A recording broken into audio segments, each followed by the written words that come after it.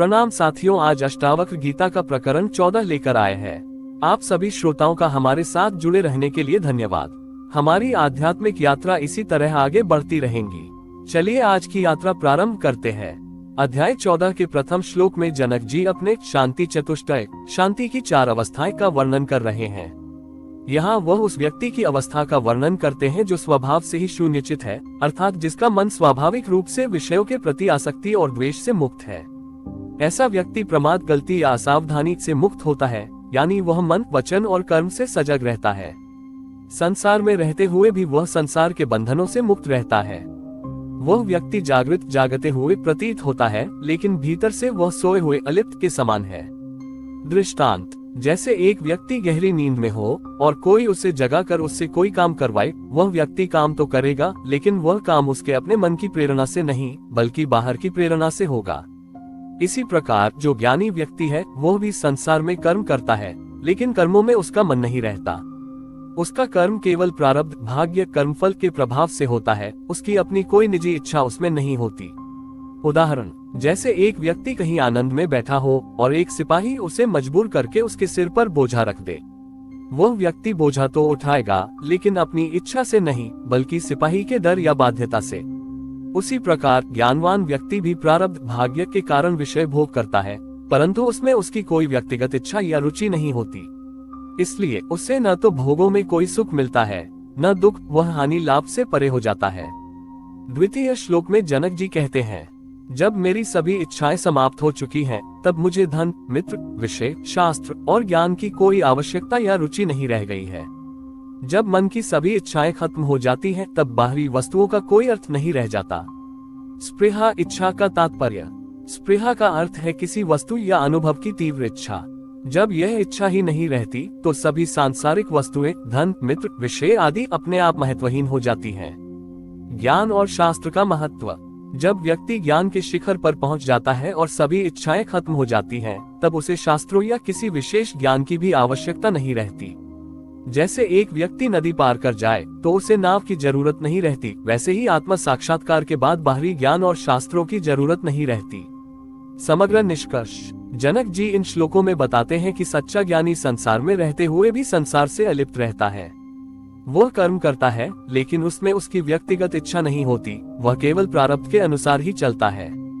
जब मन की इच्छाएं समाप्त हो जाती हैं, तब संसार की सभी वस्तुएं और संबंध महत्वहीन हो जाते हैं। यह अवस्था ही सच्ची शांति और मुक्ति की अवस्था है, जहां व्यक्ति शून्यचित होकर परम आनंद में स्थित रहता है। सरल हिंदी में विस्तृत व्याख्या। भावार्थ। श्लोक 2, जनक जी कहते हैं कि जब मेरी सभी इच्छाएं खत्म हो गई हैं, तब मुझे धन, मित्र, विषय, भोग, शास्त्र और ज्ञान, इनमें से किसी का भी कोई महत्व नहीं रह गया है। क्या दर्शाता है ये? धन का महत्व नहीं। जब मनुष्य सभी इच्छाओं से मुक्त हो जाता है तो उसे धन संपत्ति की कोई लालसा नहीं रह जाती। धन, जो सामान्यतः सांसारिक सुखों का माध्यम होता है, उसे वह केवल एक तुच्छ वस्तु समझता है। मित्रों का महत्व नहीं। जब मन शून्य और तृप्त हो जाता है, तब रिश्ते, नाते और मित्रता भी स्वाभाविक रूप से गौण हो जाती है। वह किसी से अपेक्षा या आश्रय नहीं रखता। विषय भोगों का महत्व नहीं। विषय इंद्रिय सुख को चोर कहा गया है, क्योंकि ये मन की शांति को लूट लेते हैं। ज्ञानी व्यक्ति के लिए विषय भोग चोर की तरह हैं, जो उसकी आत्मिक शांति को भंग नहीं कर सकते। शास्त्र और ज्ञान का महत्व नहीं। शास्त्र और विज्ञान का उद्देश्य है आत्मज्ञान की प्राप्ति। जब व्यक्ति इस चरम बिंदु पर पहुंच जाता है तो शास्त्र या बाहरी ज्ञान की आवश्यकता समाप्त हो जाती है। जैसे नदी पार करने के बाद नाव की जरूरत नहीं रहती। भावार्थ। श्लोक 3, जनक जी आगे कहते हैं कि जब मैंने साक्षी पुरुष, आत्मा और परमात्मा ईश्वर का वास्तविक ज्ञान प्राप्त कर लिया है, तो अब मुझे न बंधन, संसार में फंसे होने का भाव की चिंता है और न मोक्ष, संसार से मुक्ति की कोई लालसा है। साक्षी पुरुष और परमात्मा का अर्थ। साक्षी पुरुष वह चेतना जो शरीर, मन और इंद्रियों के कार्यों को केवल देखती है, उसमें लिप्त नहीं होती। जैसे एक दृष्टा देखने वाला केवल देखता है, वैसे ही आत्मा केवल साक्षी रहती है। परमात्मा। परमात्मा वह शक्ति या सत्ता है जो संपूर्ण ब्रह्मांड का आधार है। ये साक्षी पुरुष आत्मा का ही विस्तार या उच्चतर स्वरूप है। बंधन और मोक्ष। बंधन, बॉन्डेज। जब व्यक्ति अपने आप को शरीर और मन से जोड़ लेता है तो वह बंधन में पड़ जाता है। मोह, माया, इच्छाएं और कर्म उसे संसार में बांधते हैं। मोक्ष लिबरेशन, जब व्यक्ति इन बंधनों से मुक्त हो जाता है तो उसे मोक्ष प्राप्त होता है। मोक्ष का अर्थ केवल शरीर छोड़ना नहीं, बल्कि मन और आत्मा की स्वतंत्रता प्राप्त करना है। जनक जी की स्थिति। जनक जी कहते हैं कि जब मैंने आत्मा और परमात्मा का साक्षात्कार कर लिया है तो मुझे न बंधन का भय है, न मोक्ष की चिंता। एक ज्ञानी व्यक्ति के लिए बंधन और मोक्ष भी द्वंद्व मात्र रह जाते हैं, क्योंकि वह इन सबसे ऊपर उठ चुका होता है। महावाक्य और लक्षणा का अर्थ। महावाक्य वेदों और उपनिषदों के मुख्य वाक्य होते हैं जो आत्मा और परमात्मा की एकता को दर्शाते हैं। उदाहरण, तत्त्वमसि तू ही वह है, अहम ब्रह्मास्मि मैं ही ब्रह्म हूँ। लक्षणा का अर्थ है शब्दों के प्रतीकात्मक या गूढ़ अर्थ को समझना। जैसे तत्त्वमसि में तत्व का अर्थ परमात्मा ब्रह्म और त्वम का अर्थ आत्मा साक्षी पुरुष है। इस महावाक्य का वास्तविक अर्थ यह है कि आत्मा और परमात्मा एक ही चेतना के दो रूप हैं। सारांश, सभी इच्छाओं का नाश। जब मनुष्य की सभी इच्छाएं समाप्त हो जाती हैं, तो उसके लिए संसार की कोई भी वस्तु, धन, मित्र, विषय, भोग, शास्त्र, ज्ञान महत्वपूर्ण नहीं रह जाती। साक्षी और परमात्मा का साक्षात्कार। जब व्यक्ति आत्मा, साक्षी पुरुष और परमात्मा के एकत्व को जान लेता है, तब वह बंधन और मोक्ष के द्वंद्व से भी मुक्त हो जाता है। बाहरी साधनों की आवश्यकता नहीं। जिस प्रकार नदी पार करने के बाद नाव की आवश्यकता नहीं रहती, वैसे ही आत्मज्ञान प्राप्त होने के बाद शास्त्र और बाहरी ज्ञान की आवश्यकता नहीं रहती। सच्ची शांति और मुक्त अवस्था। ये वह अवस्था है जहाँ व्यक्ति पूरी तरह से निश्चिंत, शांति में स्थित और मुक्त होता है। उसे न किसी चीज की लालसा होती है, न किसी स्थिति का भय। ये ज्ञान की चरम अवस्था है जहाँ व्यक्ति संसार में रहते हुए भी संसार से पूरी तरह अलिप्त रहता है। सरल हिंदी में व्याख्या। आत्मा के स्वरूप का वाक्य अवान्तर वाक्य। अवान्तर वाक्य वह वाक्य होता है जो केवल आत्मा के स्वरूप का बोध कराता है। जैसे आत्मा सत्य, ज्ञान और अनंत है। ये वाक्य केवल आत्मा के गुणों और स्वरूप को ही बताता है, इसलिए इसे अवान्तर वाक्य कहा जाता है। अभेद बोधक वाक्य महावाक्य। महावाक्य वह होता है जो जीव, व्यक्ति और ईश्वर परमात्मा के अभेद एकता का ज्ञान कराता है। ये वाक्य आत्मा और परमात्मा की एकता को दर्शाता है, जैसे मैं ही ब्रह्म हूँ, यह आत्मा ही ब्रह्म है, तू वही है। इन महावाक्यों का उद्देश्य ये बताना है कि जीव और ईश्वर में कोई भेद नहीं है, वे एक ही चेतना के दो रूप हैं। लक्षणा का अर्थ। शक्ति और लक्षणा में अंतर। शक्ति वृत्ति। जब शब्द का सीधा और स्पष्ट अर्थ समझ में आ जाए तो उसे शक्ति वृत्ति कहते हैं। उदाहरण, घट लाओ कहने पर तुरंत घड़ा लाना। यहाँ घट शब्द का अर्थ सीधा सीधा घड़े से जुड़ा है, इसमें कोई अन्य अर्थ निकालने की जरूरत नहीं है। लक्षणा वृत्ति। जब शब्द का सीधा अर्थ संभव न हो और हमें प्रतीकात्मक या संकेतात्मक अर्थ निकालना पड़े, तब लक्षणा वृत्ति का उपयोग होता है। उदाहरण, यदि कोई कहे मेरा घर गंगा में है, तो सीधा अर्थ संभव नहीं है, क्योंकि गंगा में तो घर हो ही नहीं सकता। लक्षणा वृत्ति के अनुसार इसका अर्थ होगा कि उसका घर गंगा के किनारे पर है। यहाँ गंगा शब्द का सीधा अर्थ जल प्रवाह है, लेकिन लक्षणा से उसका अर्थ गंगा के तट से लिया गया है। लक्षणा में तात्पर्य, भाव का महत्व। लक्षणा का बीज आधार तात्पर्य की समझ में होता है। जहाँ सीधा अर्थ संभव न हो, वहाँ वाक्य का वास्तविक उद्देश्य या भावना समझकर अर्थ निकालना पड़ता है। जैसे गंगाया घोष का असली तात्पर्य है कि घर गंगा के तट पर है, न कि जल प्रवाह में। सारांश। अवान्तर वाक्य आत्मा के गुणों का बोध कराते हैं। महावाक्य जीव और ईश्वर की एकता को प्रकट करते हैं। शक्ति वृत्ति से सीधा अर्थ मिलता है, जबकि लक्षणा वृत्ति तब उपयोगी होती है जब सीधा अर्थ संभव न हो। तात्पर्य की समझ लक्षणा के सही अर्थ को जानने के लिए आवश्यक है। इस प्रकार शास्त्रों में जहाँ शब्दों का सीधा अर्थ न निकलता हो, वहाँ संकेतों और तात्पर्य का सहारा लेकर ज्ञान को समझा जाता है। 14वां प्रकरण, सरल हिंदी में व्याख्या। 1. लक्षणा का अर्थ और उसका उपयोग। लक्षणा क्या होती है? जब किसी शब्द का सीधा अर्थ वाच्यार्थ संभव न हो, तब उस शब्द का अर्थ संकेत या प्रतीक के रूप में समझा जाता है, इसे लक्षणा कहते हैं।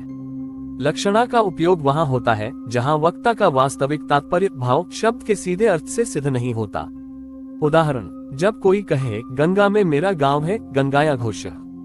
यहाँ गंगा का सीधा अर्थ जल प्रवाह नदी है, लेकिन जल में गांव होना संभव नहीं है, इसलिए इसका अर्थ लक्षणा से निकालना होगा, गंगा के किनारे मेरा गांव है। यहाँ गंगा का सीधा अर्थ त्याग कर उसके संबंधित तीर का अर्थ ग्रहण किया जाता है। 2. लक्षणा के भेद प्रकार।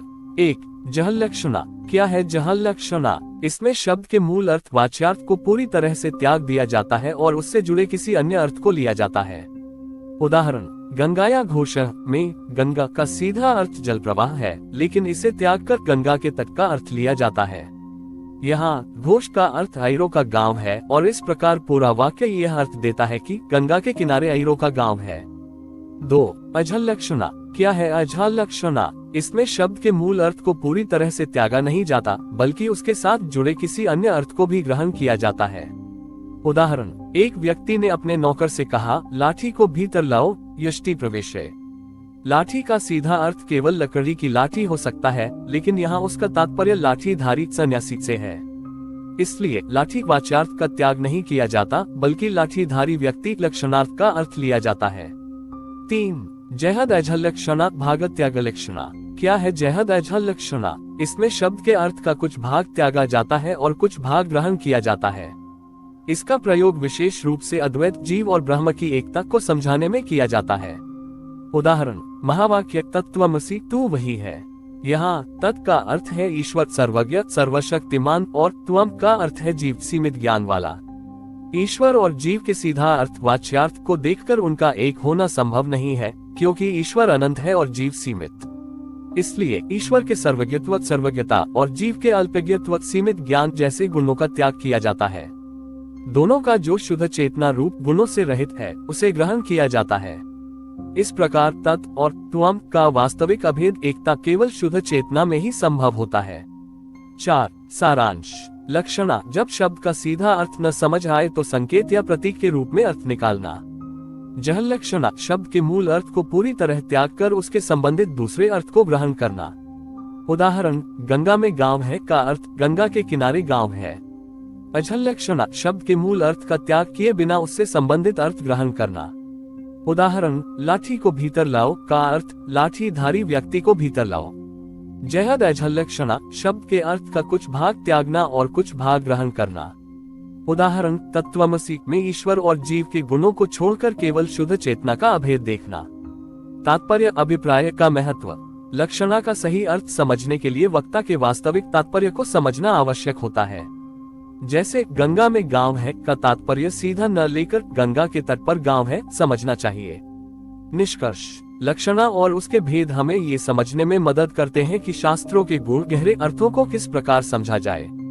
साधारण शब्दों में कहें तो जब किसी वाक्य का सीधा अर्थ संभव न हो, तब उसके गहरे अर्थ को संदर्भ, कॉन्टेक्स्ट और तात्पर्य के अनुसार समझना चाहिए। खासकर अद्वैत दर्शन में, जहाँ जीव और परमात्मा की एकता को समझाना हो, वहाँ लक्षणा का उपयोग अत्यंत आवश्यक हो जाता है। इससे साधक जिज्ञासु को ये बोध होता है कि उसकी वास्तविक पहचान शुद्ध चेतना आत्मा है, जो ईश्वर परम सत्य से अलग नहीं है। 14वां प्रकरण, सरल हिंदी में व्याख्या। 1. मुक्त पुरुष की स्थिति। महावाक्य और मुक्ति। वह व्यक्ति जिसने महावाक्यों जैसे तत्त्वमसि तू वही है को समझ लिया है और भाग त्याग लक्षणा, जहाँ कुछ अर्थ त्यागे जाते हैं और कुछ ग्रहण किए जाते हैं, के माध्यम से जीव आत्मा और ईश्वर परमात्मा की एकता को जान लिया है, वही वास्तव में मुक्त आत्मज्ञान को प्राप्त है। ऐसे ज्ञानी पुरुष को मुक्ति के लिए किसी प्रकार की चिंता नहीं रहती। 2. विकल्प शून्य पुरुष की दशा। विकल्प शून्य का अर्थ। विकल्प शून्य का अर्थ है ऐसा व्यक्ति जिसके मन में कोई संकल्प विकल्प विचारों की उठापटक नहीं होती। उसका मन पूरी तरह से शांत और निर्मल होता है, किसी भी तरह की इच्छाएं या वासनाएं उसे प्रभावित नहीं करती। स्वतंत्र आचरण। ऐसा व्यक्ति बाहरी दुनिया में स्वतंत्रता से विचरण करता है, जैसे किसी पागल व्यक्ति की तरह, बिना किसी बंधन या नियम के। उसका आचरण सामान्य लोगों को भ्रमित कर सकता है, क्योंकि वह सामाजिक बंधनों और व्यवहार के नियमों की परवाह नहीं करता। केवल ज्ञानी ही समझ सकते हैं। इस प्रकार के मुक्त पुरुष की दशा को केवल वही समझ सकता है जो स्वयं भी आत्मज्ञान को प्राप्त हो। अज्ञानी या साधारण व्यक्ति उसके व्यवहार और उसकी स्थिति को सही से नहीं समझ पाते हैं। 3. भावार्थ। जो व्यक्ति अंदर मन में किसी भी प्रकार की इच्छाओं या विचारों से शून्य है और बाहर दुनिया में पूरी तरह से स्वतंत्र होकर विचरण करता है, उसकी अवस्था को केवल एक अन्य ज्ञानी व्यक्ति ही समझ सकता है। अज्ञानी लोग उसे भ्रमित या पागल समझ सकते हैं, लेकिन वास्तव में वह अपने आत्मज्ञान में पूर्ण होता है। निष्कर्ष। मुक्त और आत्मज्ञानी व्यक्ति की स्थिति एक साधारण व्यक्ति की समझ से परे होती है। वह सभी बंधनों और इच्छाओं से मुक्त होता है और अपनी स्वतंत्रता में ही स्थिर रहता है। केवल एक अन्य आत्मज्ञानी ही उसकी वास्तविक स्थिति को समझ सकता है, जबकि सामान्य लोग उसकी स्वतंत्रता को भ्रम या विचलन मान सकते हैं। प्रकरण समाप्त। इस प्रकार श्री अष्टावक्र गीता का 14वां प्रकरण समाप्त होता है।